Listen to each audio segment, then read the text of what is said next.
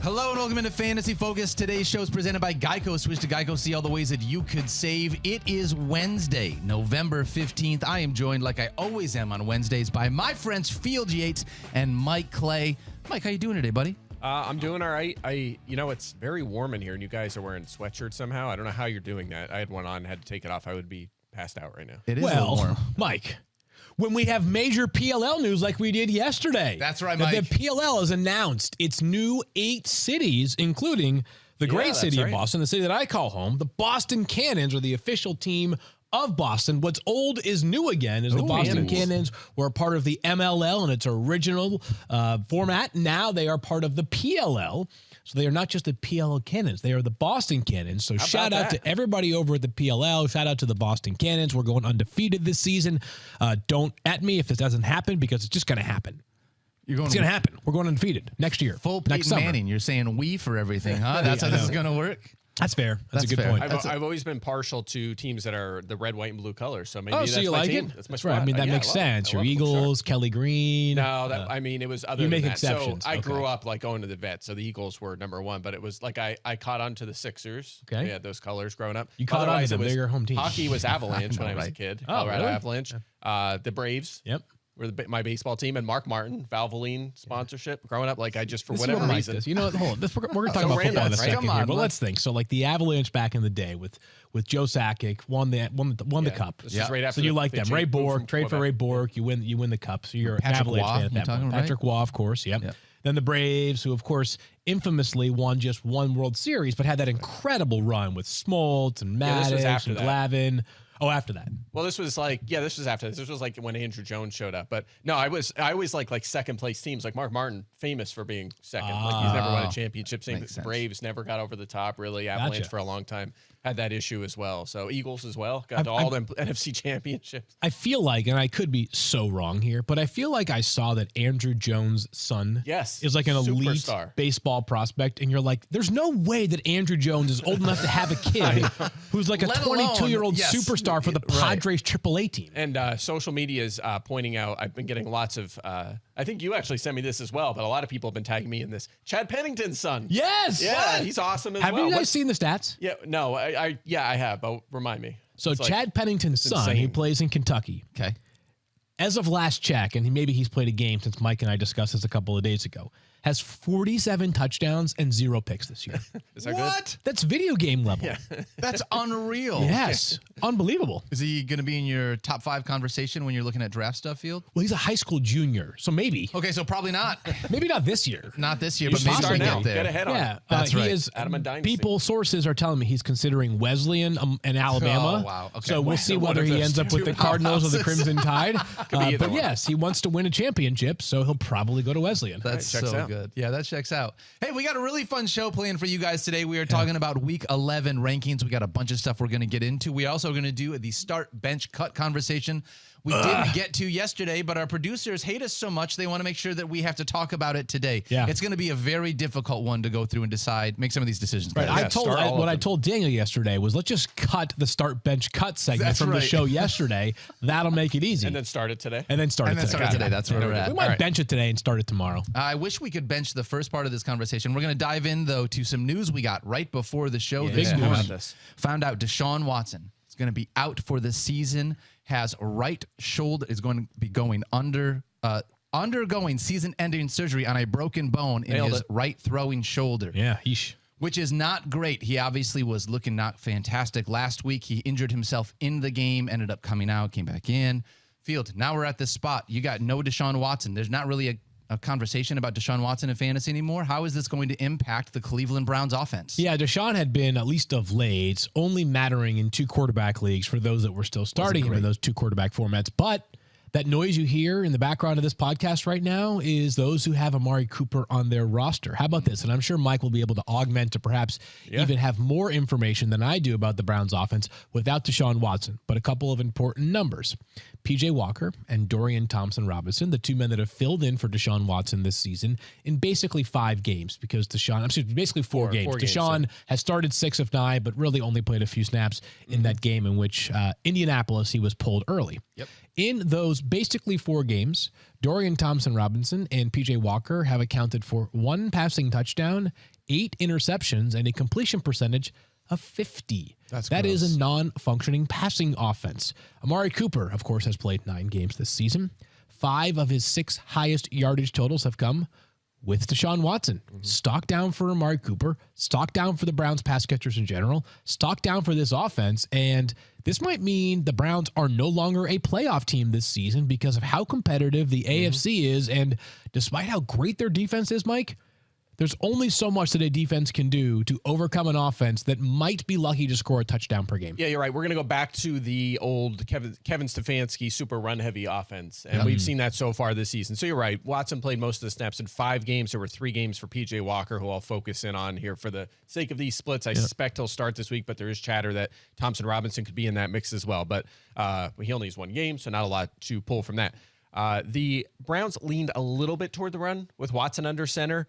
They were the 3rd run-heaviest team in the NFL when Walker was the quarterback, so keep that in mind. Whoa. But check this out. I thought this was really interesting. I looked at the passing and rushing splits between the Watson games and the Walker games. Yep. Rushing, 155 yards per game with 5 touchdowns on the ground with 3 games with Walker, and Walker was doing very little.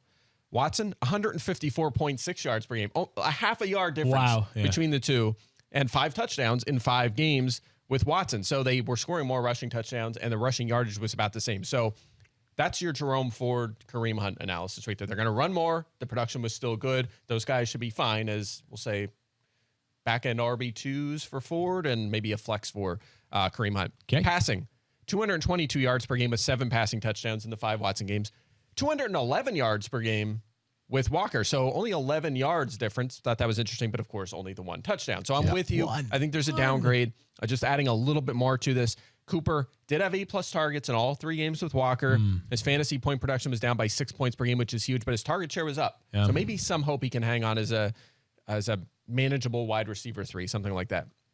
David Njoku, much better with Walker, actually. Walker like going to the tight end. 22% target share, 11.2 points per game with Walker, 16% with Watson, that's down quite a bit, and 8.3 points per game. So maybe there's something there for Njoku. And then one more player, Elijah Moore, a little bit worse with Walker. Not, we're thinking about him as a flex some weeks, maybe not quite as appealing. So that's my spiel on the whole thing. Take that for what it's worth. I think we kind of agree, right? A downgrade for Cooper, still starting him more on benches, maybe even waived. You don't necessarily need to hold Elijah Moore. David Njoku, a fringe tight end 1, and Ford and Hunt, all systems go. Should be the same. So I want to dive into that. We actually had this Jerome Ford, Kareem Hunt conversation scheduled for a little bit later in the show, but when we did that, we didn't know about all this Deshaun Watson coverage. So let's start there and talk about some of these running backs, because I think you laid out the pass catchers really well, Mike. Field, when you look at these running backs, Kareem Hunt has come on the last couple of weeks. He has a touchdown in 5 straight games. So when you look at this, he's not getting as much volume as Jerome Ford, but he is getting the production from that. So now that they take on the Steelers this week, with all this new information we've added at the quarterback position, how are you approaching these 2 running backs in week 11? I wonder how different the tenor would be on both Jerome Ford and Kareem Hunt if Hunt had not scored a touchdown in 5 straight games. Like if he had scored just 2 touchdowns over 5 games, which, by the way, that's like a reasonable expectation for a player of Kareem Hunt's caliber. Absolutely. Call it about 7 for the season. You'd be like, yeah, that tracks for Kareem Hunt. Totally. We'd be talking about how Jerome Ford continues to dominate the carries in this backfield and, by the way, continues to run pretty efficiently in terms of yards per carry as well. Yep. So the touchdowns have saved Kareem Hunt, but Ford has such a dramatic rushing attempts edge that I have him ranked ahead of Kareem Hunt, especially with the idea in mind that while Mike did back up that they have been basically running the football as effectively with and without Deshaun Watson, I still think it's going to be harder to get to those goal-to-go situations with P.J. Walker under center. So some of the goal-to-go opportunities that Kareem Hunt has thrived off of in recent weeks are not going to be nearly as effective. I shouldn't say as effective, but not quite as frequent now with P.J. Walker. So I will lean towards Jerome Ford as like the pretty clear Browns running back that I want to start week in and week out. Yeah, and how about this? Ford has finished as a top 25 fantasy running back in 7 of his last 8 games. Yeah. Bit so effective, that's solid. huh? That's a solid floor, a flex option, maybe an RB2. And actually, I feel like I've had the more positive forward spin, and I'm slightly lower. Actually, I don't know if you guys tweaked yet for I have not the made my news yet. rankings So conversation. yeah, maybe we'll end up about the same spot. But I think we agree. There's been a lot of volume here. 18 touches last week, 25 the week prior. This guy is a fringe RB2 on volume alone, and in what's going to be a very run-heavy offense. He could push for 20 carries most weeks. Do you know what I think about, Mike, is like, I think when a guy has scored in like 2 or 3 straight games, sometimes my mindset goes to like, yeah, I'd hate to be the guy that benches the player that scored in back-to-back games. That's me and Gabe Davis, Field. But once it reaches a certain number, you're like, okay, I get it. Like at some point, It's going to come to an end. Like at some point, it's going to come to an end. I think that might be where we've reached with Kareem Hunt. I think that's a really good point because when you look at it, you're like, how do you bench a guy that has 6 touchdowns in the last 5 games? Well, I'm going to say this. Jerome Ford has, over those 5 games, far more targets, 17 targets to 6 for Kareem Hunt. Yep. He has more yards from scrimmage, 410 to 239. He has more touches, total, 85 to 64. So he's just getting more work. It's just the fact that Kareem Hunt has found the painted area. Jamal Williams this year That's or something. It. Yeah. So you're still defaulting. I like that, the painted area. That's what it's called, right? We call it the painted Touchdown area. zone? I like Yeah. that. I like, We I need like different all that. names for it. I like that. Yeah, like you're switching it up a little bit. So What was the game earlier this year where like an hour before kickoff, they were showing players like stepping through the end zone and like the players' footprints were tracking through the end zone because they had like yeah, they just they painted like it? just Yeah. painted it and they like forgot the fact that it has to dry before you can play a game. I can't remember what that I don't was. know. I Was think it that was it one of the European games or? I don't think so. I Oh, feel like don't they've got their their I's dotted and T's crossed more before one of those big events. it feels like one of those you need a Snickers commercials, right? Where it's like you're walking through and you've got the chefs, footsteps. right? Yeah, the Yeah. chefs. That's exactly that's what right it is. where my brain went. Yeah. So just a quick aside here. What a disaster for the Browns in so many ways. Watson, through two seasons, has played a total of 12 games. One of which he left very early this year. The last 6 last year, which were largely a disaster. He's got $138 million still owed to him. That means the team has paid him $92 million Or for 12 games. $7.7 million per game. Yeah. $7.7 million per game. Yeah, he's going to be one of those guys. Remember in the offseason we did a show of like the hardest players to rank? Yeah. Oh, yeah. He's going to be a headliner for that one next year. I don't know, Mike. What? So, all right, make the case for being optimistic on him next year. Well, I think that he's kind of run into a buzzsaw of tough matchups as well, and some weather as well this year. So I think he's actually had some good fantasy games. He's had like 3 20+ games. Like Fair.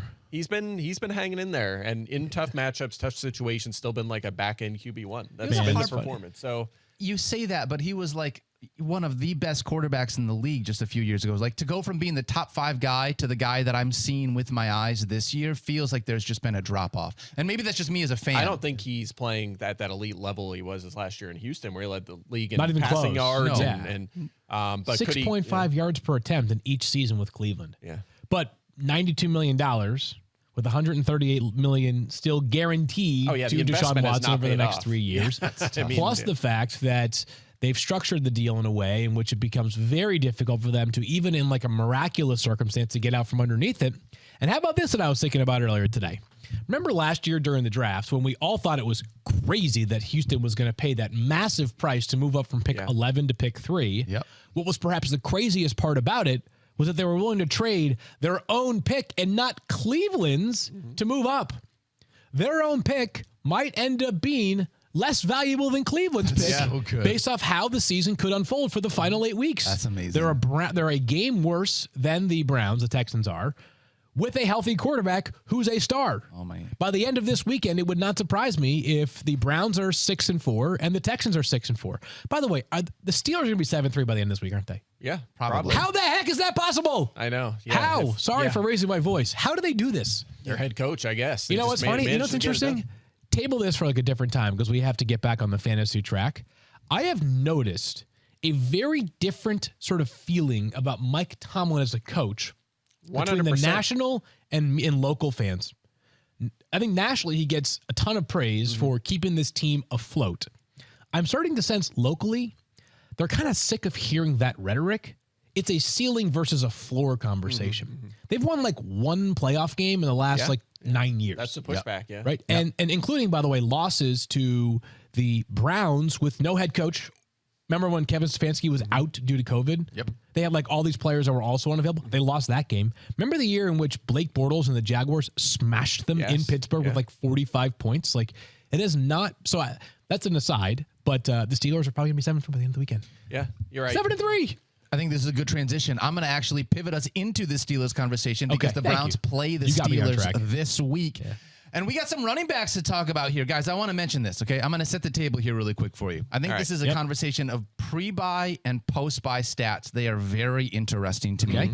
Weeks 1 through 5, you got Jalen Warren, running back 27, averaging 10 fantasy points per game, and Najee Harris, running back 39, averaging 6.7 fantasy points per game. That's weeks 1 through 5. Then they had their bye in week 6. We had a big conversation with them. Yeah. We said, we need you guys to tighten up a little bit. Then week 7 through 10, different conversation. Yeah. Najee Harris is running back 12, averaging 15.1 points per game. Field, even Jalen Warren has gone up. Running back 18, averaging 12.8. Field, you got 2 running backs, both trending in the right direction, both who are top 20 over the last month. Are they startable this week against a tough Browns defense? Well, both of them. First of all, you're welcome, Steelers. We did this. We had a pep talk with your running backs. Yes, we did. Not face-to-face. They probably didn't even hear the pep talk, but we had that pep talk. So you guys are welcome for helping to catalyze your season. Yeah, they both are startable this week. The concern is pretty obvious, right? It's the Browns, right? This defense is just freaking gnarly, and the idea of facing them is very daunting. But because it's basically a 50-50 split for a team that is much more capable of running the football recently, much improved offensive line play. There's been a lot of talk from people that study this stuff closely. If you love offensive line play, I would suggest finding our friend Brandin Thorn. He's Brandin Thorn NFL. Yep. I'd put his analysis up against anybody's in the world on offensive line play. He's been highlighting guys across the Steelers' offensive line that have been better of late. They're going to run the football a lot because they're not going to have to score a lot of points on Sunday, right? So I expect there's a reasonable expectation that Najee Harris could have 17 touches on Sunday and Jalen Warren could have 14 on Sunday. By the way, of late, not only have they both been more effective running the ball, but Najee's actually seen some passing game utilization. Yes, so the fact that Warren's the more explosive player is a bit offset by the fact that Najee's going to see more touches, Mike, and he might actually catch the football. Yeah, you're right. We talked about this Monday. They're just kind of interchangeable in this offense at this point. They're both seeing targets, both seeing carries. I would say Warren's been more explosive. The one thing I will say is there's been some reports about Warren was told he's the starter now. Saw that, yeah. I don't think it really matters. I mean, their usage has been about identical. Harris isn't going to disappear. He's playing his best ball probably since 2021. Yeah. I mean, so I would say like 20. Yeah. Harris probably since the season. Yeah. So I think it'll just continue to be interchangeable, one in, one out, series after series. And what do you think? Is that like, are they like hockey starters? You know, like I love how in the NHL it's like they'll pan through the open. It's like, you know, the Oilers who have the greatest player on earth in Connor McDavid, and then it's like opening line is the fourth liners, like the grinders. Yeah, like they want to get their feet wet a little bit. Yeah. They want to make those guys feel good early. You know, like. And you see that in the NFL too. It's just the play they call to open the game, right? Whatever the package is, who's on the field, right? Yeah, these two running backs have been fantastic. The idea that you've been able to use both of them after the way it worked out at the beginning of the season has been a boon for fantasy managers. I love having both of these guys usable. Tough matchup this week, but have both of them as potential starters. Good for them, not good for the pass catchers. Well, not as great for Deontay Johnson and George Pickens. Need to get at least one of those guys going here. Pat Freiermuth could be back this week too. True. Keep an eye on that. That'd be a big one. Shefty did tweet this morning. He's expected back. This weekend. So, I like that. Could be expected back, intends to play. You name your phrase, but the way you want it. Barring a setback. Yes. Yeah, that's a good one. My favorite thing about Pat Freiermuth, by the way, and this applies to, I've got a few asides today, but bear with us, it's Wednesday, is when he catches a pass and Steelers fans just go, Heath. I mean, that probably is Moose, but like, it sounds like Heath. They all say Heath, you know, like forever, like because they've had several other like big tight ends, big white tight ends who have come through the you know, it's like. But they don't say Heath now, right? Well, they still they say Moose, but they've been saying Heath like for all those guys in the past, and in my mind, they're still saying they're all the same thing, right? What was the guy Zach something who they had for a while? They had Jesse James for a little bit. Like they just had they had Jesse James for a minute. I forget. Sure did. Yeah. I've been to a lot of Steelers games, believe it or not. Yeah, growing up. Have you? Yeah, traveled to. My dad still goes all the time. He's at a lot of the home games. Is he a Steelers or an Eagles fan? He's a Vikings fan, actually. But we do. I grew up doing bus trips. He was a Fran Tarkenton fan when he was a kid. Yeah. So in the Vikings, anytime you root for a team that's never won a Super Bowl, I'm like, I have nothing to say to you. I cannot question your fandom. Is that why you took the Vikings to win the NFC North this year? That's why. Yeah. That was why. Still possible. We're gonna Still go with possible. Field, don't do this to me. All right, let's talk about another running back here. Tony Pollard has been a total enigma this year. Want to lay a few things out. A couple things I don't love. Okay. Inefficiency. Last year, he averaged 5.2 yards per carry. This year, 3.9. I also don't love the touchdowns. He's only got 2 touchdowns this year, Mike Clay. Where they scored, sir. That is so frustrating. They've scored so many points this year. He scored both of his touchdowns in week one. Yeah. Which is frustrating. Yeah. He's averaging 12.5 fantasy points per game. That's running back 22 on the season. Now, here are the things I do love, okay? I love the volume. 7th most in the NFL based on running backs, 164 touches. I love the passing game involvement. 10th amongst running backs in reception. So he's at least getting a little bit of work. And this week, at least, Field, I love the matchup. Yeah. Panthers allow the 3rd most fantasy points to running back. So he is my running back 7. I still have him top 10 in spite of the fact that he has been a little disappointing lately. How are you approaching Tony Pollard, and what is an awesome matchup against the Panthers? I've got him as running back 13, which is a full 6 spots lower than you, Daniel. I'm at 9. I'm in the middle here. Okay, so you're in the middle. This is shaping up for the board bet season right now. This is me motivating Tony Pollard right That's now. what it is. You laid out all the stats right there. Mike laid out the stat yesterday. Was it 12 carries and 55 total yards in every game? He's the only one in the only NFL. One. Okay. So we all know the numbers. This is not about the numbers with Tony Pollard. It's the fact that the efficiency has fallen off a cliff. Yep. And I know several people in the fantasy community, including our friend Denny Carter, the great Denny Carter from Roto World. He's hilarious on top of being very good at this job. Noted how his elusiveness has just also totally dropped off a cliff. Now, maybe some of the elusiveness is in part due to the types of runs that he is seeing, right? Like it's harder to make defenders miss between the tackles than when you're running on the perimeter, on tosses and things of that nature. Yep. But we have seen a much more Ezekiel Elliott version of Tony Pollard than we have a Tony Pollard version of Tony Pollard. I have him as RB13, in part begrudgingly, but the matchup is too good to ignore. And if the Cowboys are up 35-7 in the 4th quarter and Pollard has 2 touchdowns on Sunday, I'll be saying to myself, that checks out. That's what it was supposed to be. You have to ride that. You have to ride him for one more week here. Now, if it doesn't happen on Sunday against the Panthers, I might not show up to work on Monday. That's fair. That seems excessive. All of a sudden, wait, by the way, all of a sudden, all of our fans are like, all right, Panthers, let's go. Shut down Tony Pollard. Can we go sign, who's the best available run? Is Warren Sapp available for Sunday's game? So good. You know? Well, Liz Loza will be in town, so. That's true. Right.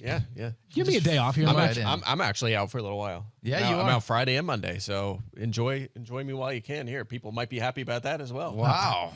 I'm on. One of our producers is asking whether they can drop the clap track right now. Yeah, I'm kidding. I'm on my bye week. No. It's no, Mike. We're gonna miss you dearly on both Friday and Monday. For once, though, we'll at least have a conversation that actually includes some analytics and numbers. It'll finally maybe be work a good some numbers-based projections into convo. the show. Yeah. Do you have anything different you want to add on Tony Pollard? Do you feel basically the same way that Field and I do? Same thing. I'm gonna chase it. Great analysis, nailed it as usual. We're gonna chase the volume in the matchup another week. And again, he's just one of them guys. If you told me a month from now, over the last 4 weeks, Tony Pollard's the number 3 scoring fantasy running back with 6 touchdowns, we'd be like, yep, that makes sense. That checks out. I can see that. I have a question for you, Mike. Yes. In that same game, they're playing the Panthers, and we're going to talk about them in a few moments here. If Tony Pollard scores fewer fantasy points than Chuba Hubbard and Miles Sanders combined, will you shave your beard? No. What kind of why? Why am I being put on the spot? I don't know, because I know Daniel would never shave his beard. I can't. Daniel's waiting for James Harden to retire before he shaves his beard. That's true. So I just figured there was a better likelihood of you agreeing to it than Daniel. No, not gonna do that. Okay. No. I don't have a good counter for this. Well, that was sort of my way of highlighting, and I don't want to skip. We can talk about Brandin Cooks, but then we'll come back to the Panthers running backs. But that's a preview of how I feel about the Panthers running backs on Sunday. It doesn't feel good, I'll tell you that. Yeah. All right, let's talk Brandin Cooks real quickly. We can get there. Mike, last 4 games have been really interesting with Dak Prescott, right? Okay. Tells a very interesting story. I've got Mike. I've thrown him off. He doesn't even know what to do over here. I'm having a 24 hours my here. hands. If you didn't have that beard, you wouldn't have run into the microphone. That's why I want to crash into it. Yeah. I'm a little injured. I hurt my wrist, so I'm like. That's tough. I got a wrist guy on too right now. Oh, look at that. We are old people. We are getting old. When are you going to go down? We're going to talk about that in just a little bit. If we have more time at the end of the show, we can talk about how Mike got hurt. No, we don't have to do that. Yes, we can. It's very embarrassing. Let's talk about Brandin Cooks. Last 4 games, Dak Prescott has been amazing, and Brandin Cooks has been pretty good too. 15.8 fantasy points. That's wide receiver 16. But Mike, he's also wide receiver 57 in targets over that time frame. So how are you considering him against the Panthers in a 10 or 12 team league? Yeah, most of his production came last week. I won't read through all the stats again, but over half of his yards have come in one game this year. That makes me nervous. But he also has 14 plus fantasy points in 3 of his last 4, under 7 and all the rest. But he's at least trending up. They've been trying to get him going. They've kind of phased Michael Gallup out, so maybe Gallup going the other direction will get a more consistent role here for Brandin Cooks. The Panthers, we talked about, really poor against running backs, but they only allowed the 4th fewest to receivers because teams don't have to throw against them. That could be a problem here for a secondary receiver like Cook. So we have him ranked again, like as maybe a flex option in 12-team leagues, but that said, I won't go any further. But he was dropped in a lot of leagues. So if you want to put him on your bench and hope that he does continue with this consistent role going forward, he might be startable by Thanksgiving. That could be the case. Only thing that I will add, I agree with everything that Mike just said, is there's a chance, I don't know if it's a great chance, but remember coming into the season, when they made the trade for Brandin Cooks, it was wow, the number 2 wide receiver in a Cowboys offense could be pretty fantasy relevant week in and week out. If the tide has turned and Cooks takes on that role going forward, then yes, there is definitely a chance that Cooks could be a weekly lineup fixture. So go grab him right now. I agree, though. I have him as wide receiver 37. So absent playing in a 3-receiver league or a deeper league, he's going to be on my bench for this week. Tough to get him into starting lineups. You mentioned the running backs for the Panthers field. Let's do the Lord's work. No one wants to talk about the Panthers running backs, but we need to for a second. Chuba Hubbard has been the dart that you've been throwing. Yeah. Do you want to continue to throw that dart against the Dallas Cowboys defense? I don't. I was trying to think about what I would rather do than throw that dart against the Cowboys. You know where my defense. brain went? Do you ever see the GIF? It's really old where the guy's standing next to the dartboard and someone throws a dart and it just hits him in the head and he's just standing there and he doesn't even know it. And that's what it feels. That's what it feels like. That's it. starting. I might take that instead. Last 4 games for Chuba Hubbard. 3 games. 40 carries for 109 yards, 0 touchdowns. That's not good. Mm-hmm. Miles Sanders had a game with -5 rushing yards recently. That's also another not with good. 0. That was actually his 0 rushing yard game was his 2nd highest over the past 3. Disaster. Complete disaster. Yeah. This game could be, again, this could be Cowboys Giants, I guess 3.0 because they played for the 2nd time last week. But with the way that Dallas is playing, the way that Carolina is playing, did you guys see they're talking about going back to Frank Reich as the play caller? Yes. So when you make a play calling change, you give the guy who's the new play caller 2 games, and then you're considering going back to it. That probably means that the system's just broken. Yep. Right. So this game could be a bloodbath in the first half. I want no part of either Panthers running back. Hubbard, if he had to choose one, but I'm sorry that you have to choose Chuba Hubbard if you have to choose one. Yeah, I agree. He would be the one because he's had 17 plus touches in 3 of his last 4 games, but he's been under 11 fantasy points in all but 1 game. Miles Sanders under 12 fantasy points in all but 1 game. There's just been nothing out of this backfield. And by the way, the gap closed last week. It was a 27 to 23 snap edge for Hubbard. So Sanders started to come on a little bit in the second half of the game. So I'm with you. Avoid this if you can. If you have to pick one as a flex, team's on a bye this week. Maybe you need one. It would be Chuba Hubbard. Yep. You know, if there is one position that is impacted by buys this week, it would be the running back spot. Quarterback, wide receiver, tight end, not as much, but running back, you got some decent running backs on buy this week. So Alvin Kamara, amongst others, Ramondre Stevenson, Jonathan Taylor, and Bijan. A couple of good. Oh yeah, and Bijan. That's right. Who's the top scorer of that group this year? Zach Moss. Stop it! Stop it! Probably He might be. Yeah, he might be first. Kamara's come on like a freight train, so it might be Kamara. Suspension. Yeah. All right, we got a few more updates for our rankings in just a little bit, but Field and I are going to pay some bills. Field, did you know that Traeger is awesome? Can I tell you why? Oh, it is. At the Home Depot, Saturdays are about 2 things, in case you guys weren't aware of this. It's making your watch party favorites on your Traeger Ironwood XL grill and smoker, and football, obviously. You can serve up wood-fired flavor every time with consistent cooking, and the intuitive touchscreen makes it easy to control the temperature, which stays steady. So you can keep your mind on the score and not on the temperature. Dude, that is such a huge thing if you are cooking on a grill while you're trying to watch football, not having to worry about if your grill is the right temperature or not. And trust me, when your favorite team is out there, that will come in super clutch. Traeger is all about versatile cooking. You can grill, smoke, roast, or bake, which means you can even grill some burgers, smoke a pork butt, roast some veggies, even bake a pie. Mike, you did hear that right. Desserts can be done on the Traeger. With Wi-Fi technology, you can be in the kitchen preparing some sides or on the couch watching the game while everything is cooking for your game day party by controlling your Traeger from anywhere with the easy-to-use app. And when you're done cooking, everything from that game, cleanup is easy thanks to the accessible Easy Clean grease and ash keg, So don't wait. Upgrade your Saturday with a Home Depot. How doers get more done. Are you overwhelmed by insurance? Always. Yeah. Make it easy. Get all your insurance in one place with Geico. Plus, get 24/7 claim support and on-the-go policy access with the award-winning Geico mobile app. See how easy insurance can be and go to geico.com.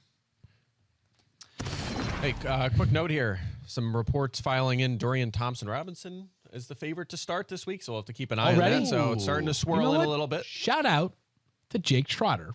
Does an awesome job covering the Browns for us. And as I was getting ready to leave the house this morning, I saw him say something to the effect of, hey, the Browns are considering bringing a third quarterback in. Don't be surprised if DTR gets a shot.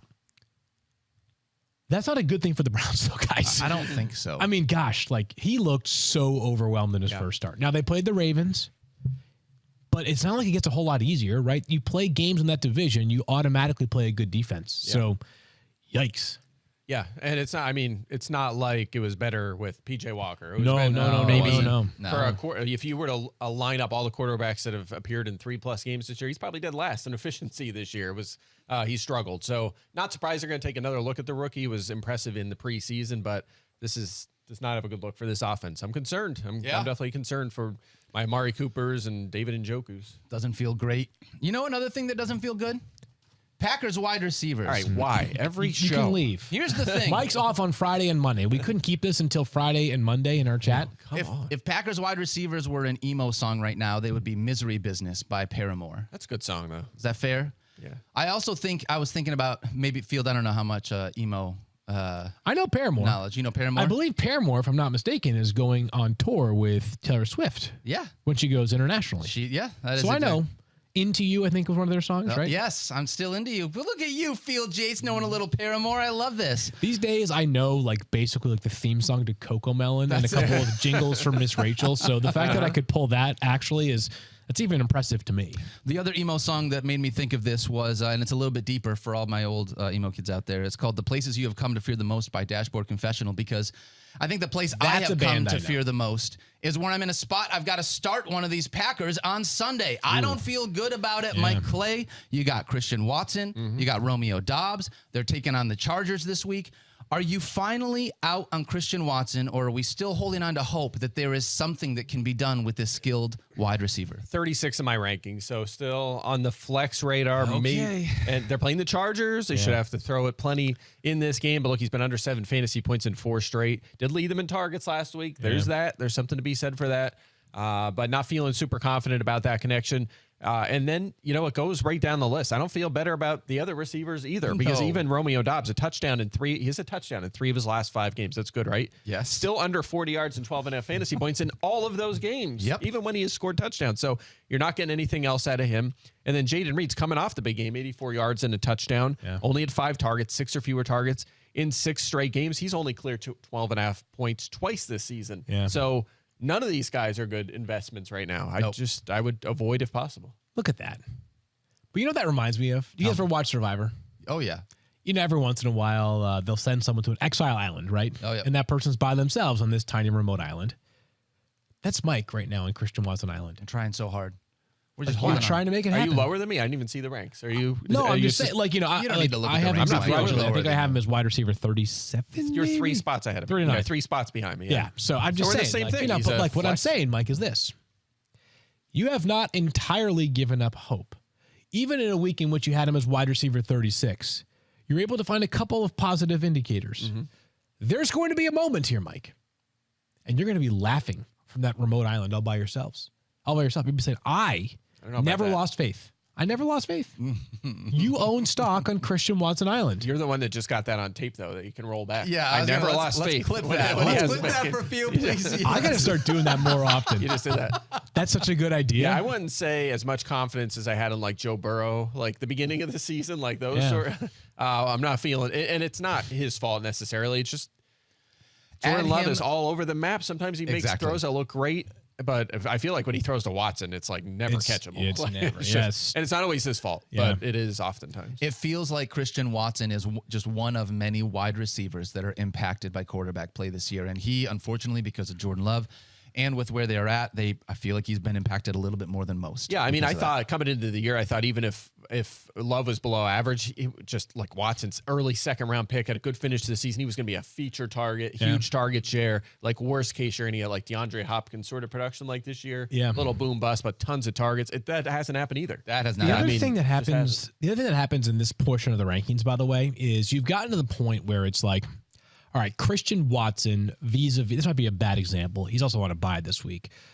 Him versus like Josh Downs. And you're saying to yourself, like, if one of these two players is going to find the end zone twice, it's probably Christian Watson. If one of these players is going to have 7 catches for 72 yards, it's probably Josh Downs. Which do you prefer? Like Pop Douglas, Josh Downs, guys like that, where like the upside for touchdowns is pretty low, but the upside for catches is definitely higher than Watson in a given week. So some of it might be just like, who do you want to bet on during a given week?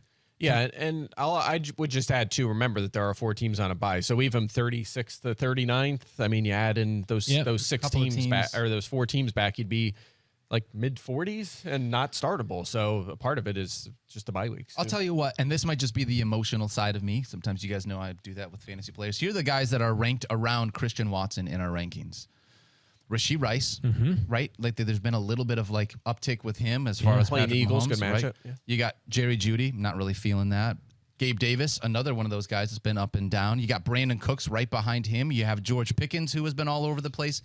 You get to a point where you're just like, I don't really feel good about any of those. That's a tier of very similar guys that could have terrible days, or you know, maybe it finds the end zone. Exactly. Right. Yeah, lottery ticket area. Yep. You guys ready for something interesting that just came across my War Room League roster? Oh, interesting. Let's hear it. We can vet this one out on the show, and just I'm not going to make a decision one way or the other, but kind of interesting. 16-team league is the War Room, and you play 2 receivers, 2 running backs, 2 flexes. So that second flex spot can get pretty tricky. Yeah. Very often. But only one quarterback.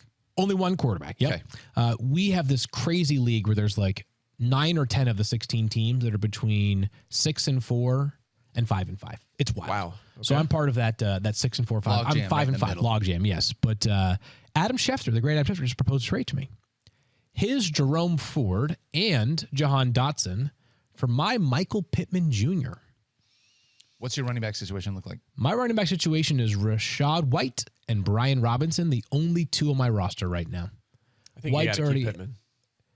Okay, that was a decisive answer there from Mike. Yeah, I just think you need. Yeah, I think you need to keep Pittman. I think that Ford has a limited ceiling. Okay, you know, I think he'll be fine. Yeah, but he's kind of in the category of the 2 guys you have, right? Robinson and White. So I don't think he's really giving you a big boost at running back. Okay, and then receiver. I mean, Dotson. He does not perform when Curtis Samuel is on the field. It's crazy, right? In high volume. I mean, maybe he'll have a huge second half of the season, but I don't think he's going to match Pittman, and I don't think Ford really moves the needle enough for your team. So we'll see. Watch this segment before sending you that trade, because we just talked about Jerome it's Ford. possible. We have to, you have to get through bye weeks and you have to get to the playoffs. But if we do make it in and our team stays healthy, our roster will be Patrick Mahomes, Rachaad White, Brian Robinson. Cooper Kupp, Devontae Adams, Michael Pittman, and Josh Downs in our 2 flex spots. That's really Mark good Andrews. for a 16-team league. That's great. Yeah, that sounds great. You know something, Mike? I told you guys, I'm not letting the emotions get to me anymore after getting really emotional on Sunday and Monday. But you know something? I do believe in our team. I believe. You know what? Clip this off. I love our team. Do not let us get in your way in the playoffs. You do not want to see us in the playoffs. That's all I'm saying. Yeah, that's a team to avoid. Sometimes that's how fantasy goes. You just have some bad luck. You're hanging around 500, but you're like, you know what? Team's coming around, getting healthier. It's a good group on paper. Here we go. So I don't know who does the projections at ESPN, but they favor us to make the playoffs. However, I'm not surprised with that team in a 16-teamer. I know. It's wild times. That sounds great. Yeah. So now what this would help us with is this would help us probably to, sort of navigate some of these upcoming bye weeks that are still ahead of us, right? Devontae's got a bye, and the 2 Colts obviously are on a bye this week. So we're sort of piecing it together at flex in a different way. Yeah. But the only advice I might give is check the Colts. I don't have it in front of me, the Colts wide receiver playoff schedule, because you got 2. Yeah, that's true. You got 2 of them. Yeah. Might want to diversify. Anyways, we were just talking. I don't know. I just felt like bringing that up, but what the heck? That'll be a tough one, Field, because you're at a spot. It's not just you. We're all gonna be in spots, and the people that are listening, where we're making playoff pushes. We're getting close to that point where people are starting to try to make their final little playoff push. You got some trades going on. You got to make sure you hit waivers hard. You got a good roster heading into it. One of those questions I have. Ooh, actually, the Colts playoffs. Bring it. Steelers, Falcons, Raiders. Steelers, Falcons, Raiders. They've all been, 2 of them, and Raiders have been good against receivers. They're better than expected. Falcons have been pretty okay. The first one. What was the first one? Steelers. So Joey Porter might shadow Pittman in that game, which could open it up for downs. Yeah. And then the other one was, I forget already. Raiders, Steelers, someone else. Here, let me ask you this question. Over the last 2 weeks, Quentin Johnston has the edge over Jalen Guyton in snaps and routes. Both guys have found the end zone, Mike Clay, but one of the guys without understanding, no Josh Palmer, no Mike Williams, right? There's only Keenan Allen there. One of those guys is a first-round pick with high expectations. The other guy is Jalen Guyton. So how are you approaching these 2 wide receivers this week? Because who's the second wide receiver in this Chargers team that you want to consider? Yeah, I have them 54th and 60th. Flipping a coin. Flip a coin. And here's the thing. Last week we talked about Johnson, and I said, you know what? Johnston. There's a T in there. There's a T. I thought you said Johnson. You said Johnson. Yeah. All right. No, I think it was just a little. No, it was a soft T. I put the wrong emphasis on the wrong syllable. Is what I did there. But anyway. So. How's your the thing. thesaurus doing? Still terrible? Yeah, it's still terrible and terrible. It's also terrible. So last week I said, look, if Guyton's pushing him for playing time and targets, that's going to be the problem for Johnston. And that's what happened last week. Guyton had 6 targets, only 4 for Johnston, who hasn't looked great so far. So I'm concerned. I think, though, Guyton, if he locks down that 2 job, could be something there. So not the worst guy to add to your bench, just considering how little they have in terms of skill guys right now at the wide receiver position. So I'm keeping an eye on that. Johnson did play 84% of the snaps each of the last 2 games. Guyton was at 78% last week. He still has a slight edge here in my rankings, but I would avoid both guys, at least in my starting lineup this week. That is my feeling as well. My note on them, which I forgot to print again today, was to grab a coin, put Johnston on one side, and then Guyton on the other side, flip it, and that's which one you should start. That's it. I wish I had. If I had a coin in my pocket, Field, I would flip it for you. I don't. You know what I should bring in? I have. My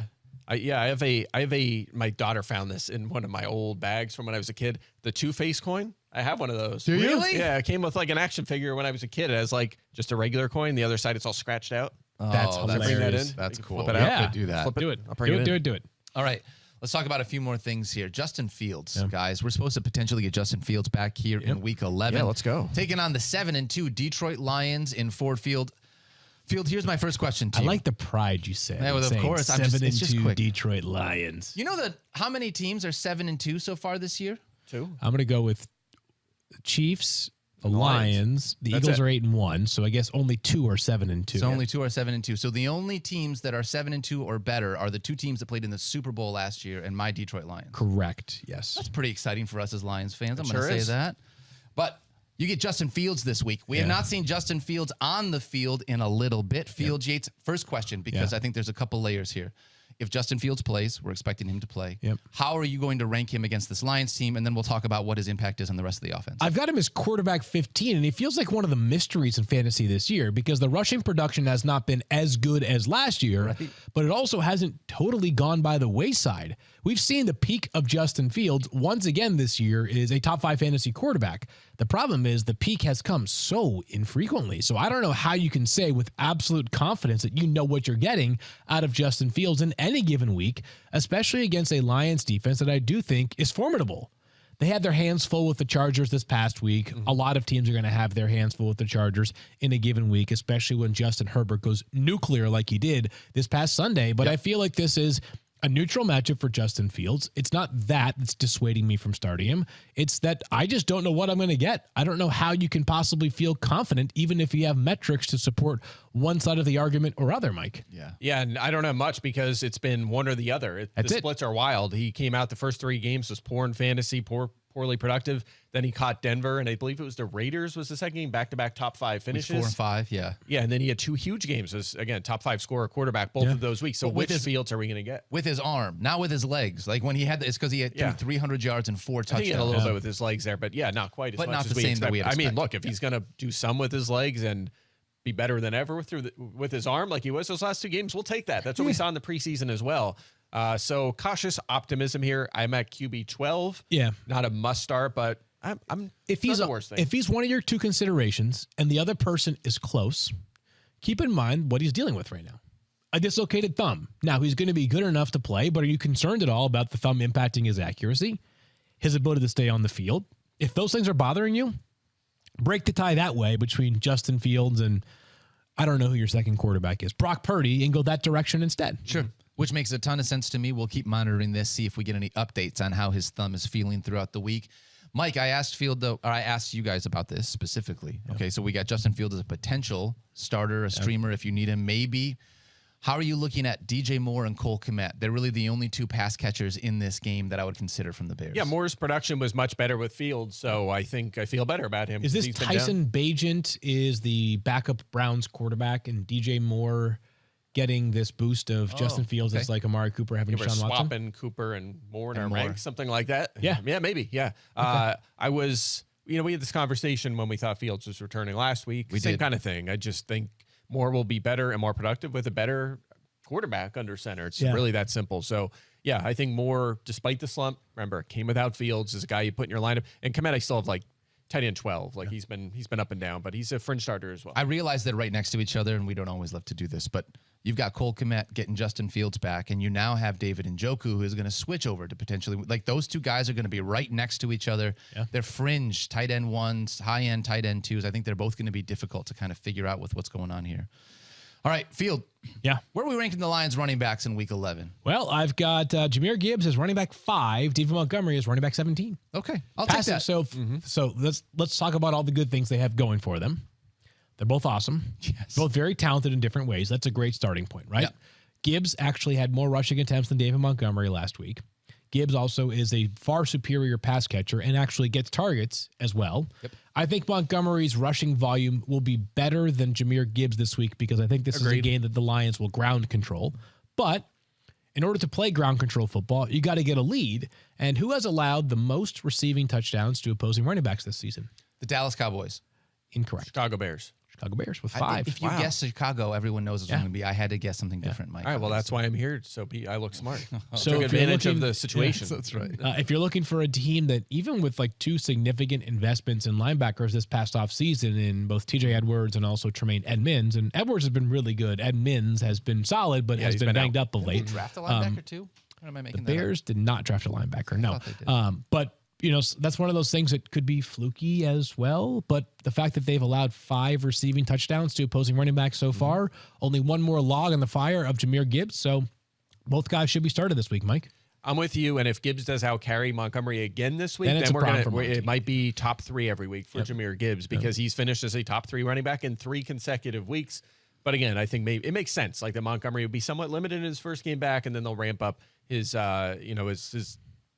carries in this game. So we'll see. I think there's going to be some element of a hot hand and game script that goes into this, but I think it's pretty simple. If you have these 2 guys on your team, you're starting both of these guys. Yeah, I think you had the tweet Field where it was like you were asked, do I start Jahmyr Gibbs or David Montgomery? The answer is yes. Yes. Start both of them. Which of them? Yes. I had both inside my top 20. Turns out I'm brilliant last week, so that was pretty fantastic. That's good. Yeah. That was a board bet. All or no? Board bet?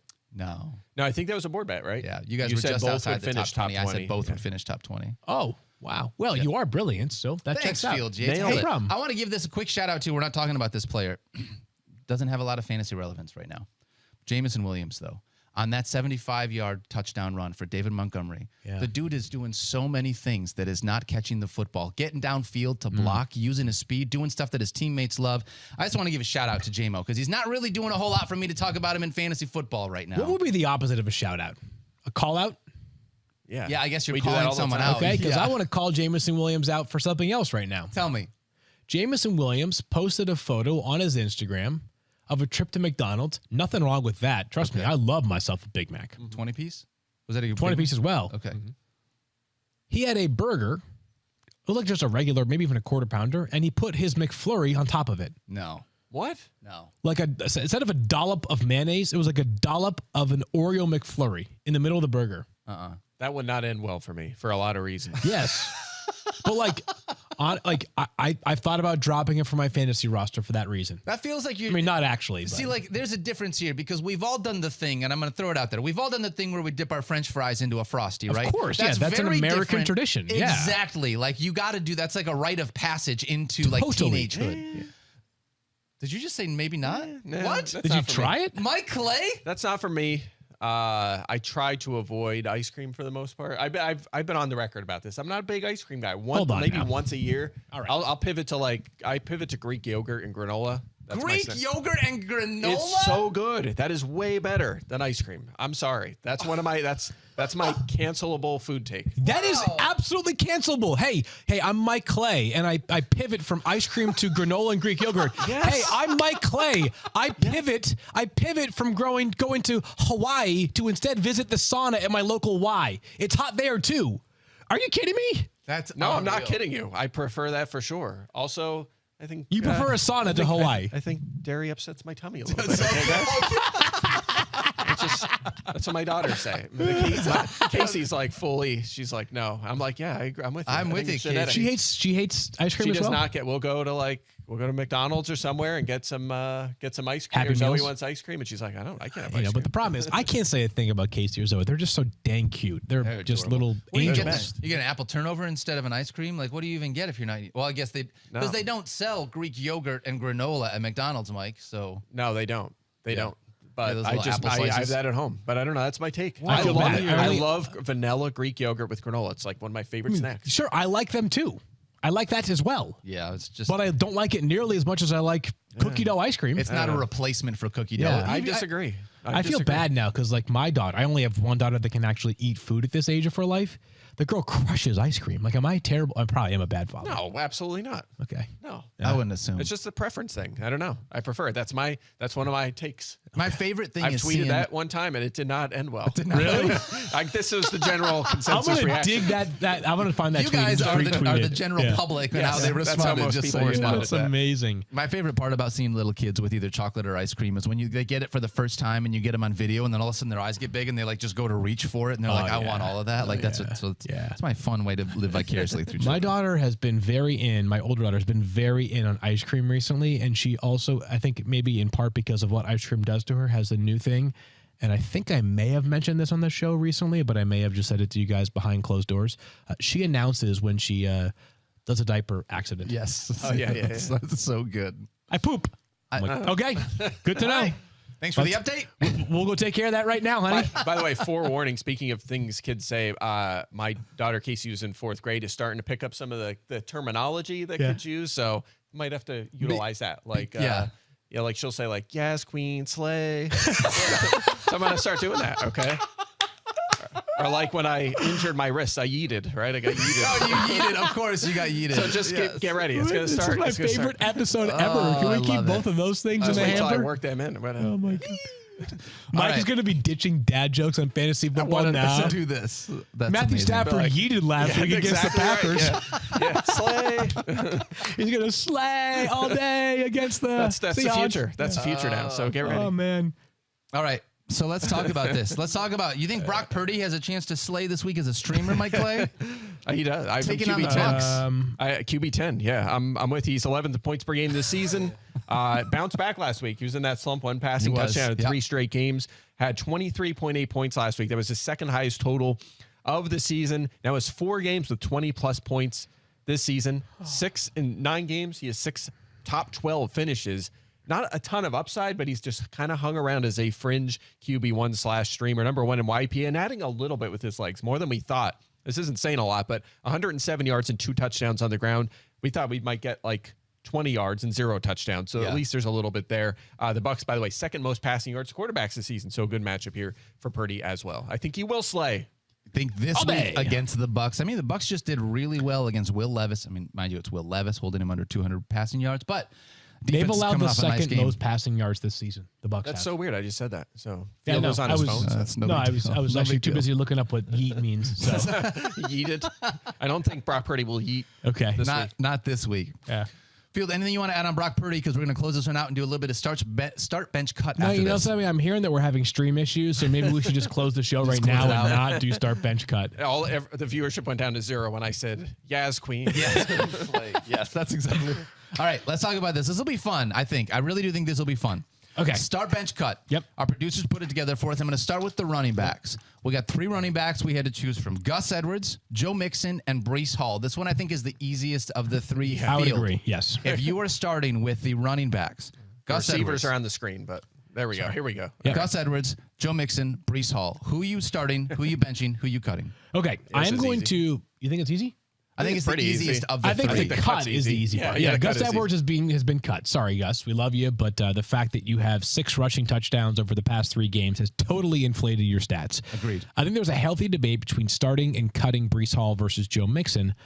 I guess it sort of depends on what you want, but I will go with Joe Mixon as my starter. Interesting. And it's going to be kind of riding the more consistent wave, because with Breece Hall, touchdowns are just harder to come by. Not that Joe Mixon has been lighting the world on fire in that regard, but I thought Breece Hall was the only one scoring touchdowns for the Jets. Field, you've told me this. Well, he is, but he has scored 3 in his past 5 games, which is a good number, no doubt, right? It's not like it's a terrible number by any stretch, but one of those was when Jordan Davis carried him into the end zone. It's like, here, come on, buddy. We got to get the ball back to Jalen real quick. I'll let Jordan Davis carry me anywhere for what it's worth. He probably could carry all 3 of us All 3 of us one at the arm. same No time. question about it. But I will go with Joe Mixon as my starter between the blend of rushing consistency, even with poor efficiency, target consistency, and the chance for goal line work.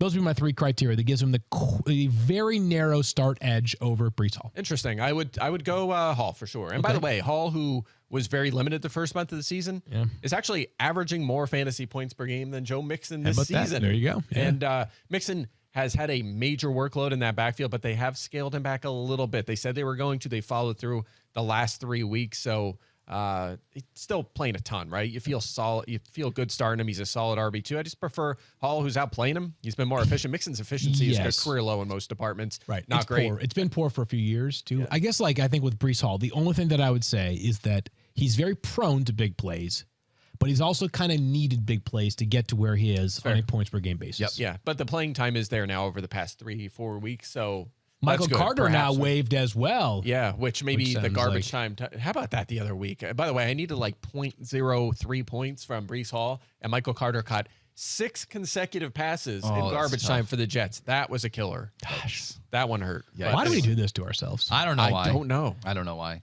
I think I would also default to Breece Hall for what it's worth. It was close. Joe Mixon is right there, but I would. This segment's evil. This part it's tough. It's tough here. Yeah. But we're all on the same page. Gus Edwards for sure is the guy that we would cut. The wide there. receiver one, I'm just abstaining from. I'm saving it to Yeah, last. That's why I started. That's why I saved it for last. Okay. Because I think it's the hardest one.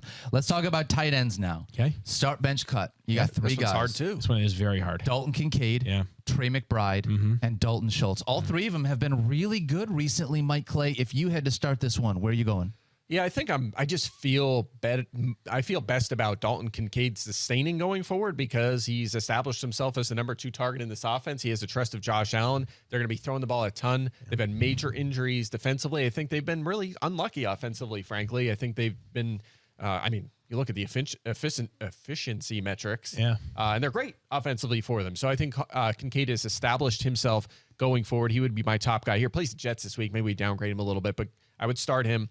The bench, I would say Trey McBride, actually, but Dalton Schultz has been terrific as well. I think the reason I would go cut on Schultz is some point, maybe this week, they're going to have 4 healthy wide receivers. Right. They have to get the ball in the hands of all these guys. That can knock his target share down a little bit. But again, we are grasping for straws to separate these guys. They're both in the weekly tight end 1 mix. Yeah, I was considering Dalton for start. I was also considering Dalton for bench and Dalton for cut as well. Exactly. So Exactly. I figured Dalton would be the reasonable candidate in each of these categories. Yeah. So that was my take on that. That one's tough. Yeah. I only agree. I only know for sure that I would start Dalton Kincaid. This might be a more interesting exercise if we did like bottom of the barrel guys. Like we're just like. Would you rather start Kadarius Smith Hodge. Jr.? Oh, okay. No, like who would you have hoped for? Jameson Williams, Kadarius Hodge, and like. At least Kadarius Hodge is getting goal line work, so I can be excited about that part. So or Bijan Robinson. That's right. Final answer for me will be start Dalton Kincaid, bench Dalton Schultz, cut Trey McBride, because on his current pace, he will not have another 100-yard receiving game until 2057. Stop. The Cardinals, it's been 34 years. So then now they got to go another 34 years until Before it a comes tight back. end catches at least 100 yards in a game. Yeah. He's had 220-plus fantasy point games on his last 3. Oh, he's been awesome. He's been good. great. Yeah, the hilarious part is that he came 5 yards short of 100 yards just 3 games ago. And now it's like, oh, he got to 100. And that's like a totally different outlook compared to that 95 I think about that game. all the time because as someone who works in decimals and everything you have to separate guys. Like 100 is just a pretty round number. We all know. It doesn't matter. It means nothing. Yeah, totally. Yep. All right, so now we've got, and for what it's worth, I'm going to say starting Dalton Kincaid, benching Trey McBride, and cutting Dalton Schultz. Right, so I'm with okay. Mike on that There one. we go. Yeah. Wide receivers. We didn't want to do this one. Here's what they gave us. This one's so hard. Amon-Ra St. did Brown, this? Tyreek Hill, and A.J. Brown. All right, so it's pretty obvious you're starting Tyreek, Yeah, it right? has I to be mean, the just one. like the season-long consistency has been out of control. Yep. So I think the conversation between A.J. Brown and Amon-Ra comes down to this. Who has the better chance of unique upside? And I think when you look at the number of 20-point games this season, that's kind of we were just talking about how you have to find these sort of like arbitrary data points that you're going to delineate between. Yep. That's why I land on A.J. Brown. He's a better bet for 20-plus fantasy points in a game than Amon-Ra St. Brown is.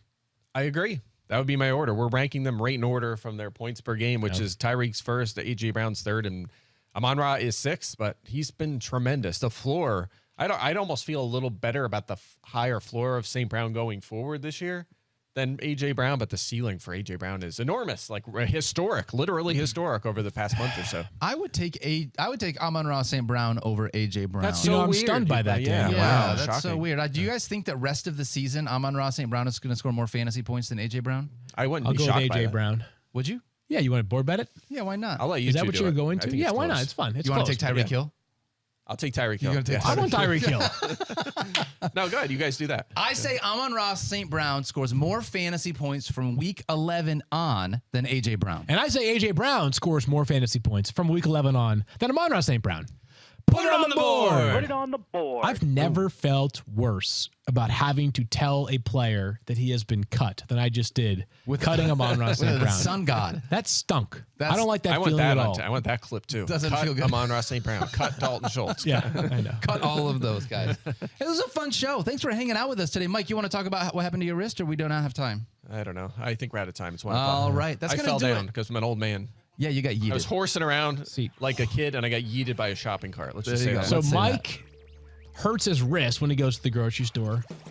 Tyler Fulgham hangs out with Guy Fieri when he goes to the grocery store. Slightly different. This is why I One of don't us shop. is built different. When is Tyler going to cook for it? Oh, wait. What is today? Wednesday? Yeah. Back again tonight? Back Let's again. Go. Round Let's 2. go. All Let's See if right. you can do better than a bologna breakfast sandwich. That's Wow, shots fired. Thank you guys for hanging out with us. It is always fun doing a Wednesday show with Field and Mike. We love you guys. Don't forget to love each other. Be kind to yourself. sorry, Amon-Ra. We'll see you tomorrow. I didn't mean to. Peace. I take it back. I take it back. You All right, we're told off me the air before now. the You can show tell the you truth. could not wait to cut Amon-Ra St. Brown. You guys are mean and spiteful. You were like, I'd Trying to rather get me have in his brother trouble. Equanimous the rest of the season. I do like Equanimous. I'm not going to lie. Who doesn't?